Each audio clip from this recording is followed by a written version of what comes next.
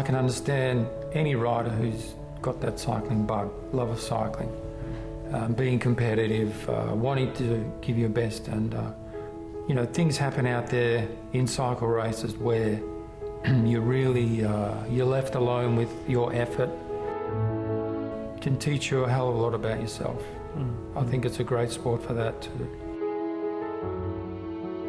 Yeah, Garry Clively, I tell you, that is, it's an amazing story.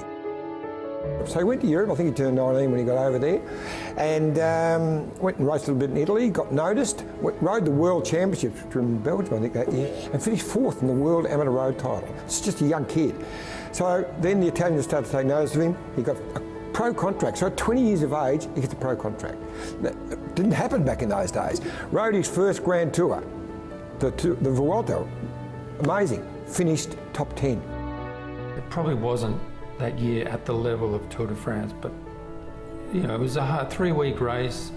It was hot and it was stages very long, 240, 250 Ks. We finished the last week in the Pyrenees.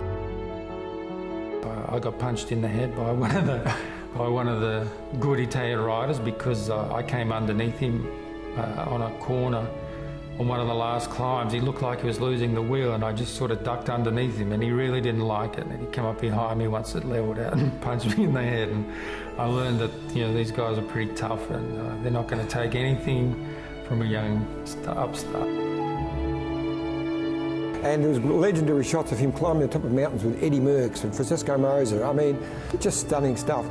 And then, within a year from that, he just got disillusioned and gave it away. After I quit cycling, there was a long period of time where I was asking myself a lot of questions, and you know, I learned things like meditation and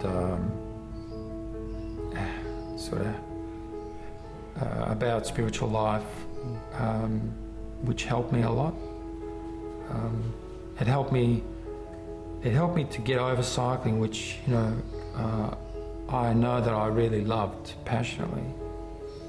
At the same time, it sort of helped me get my feet on the ground and be more of maybe a normal person.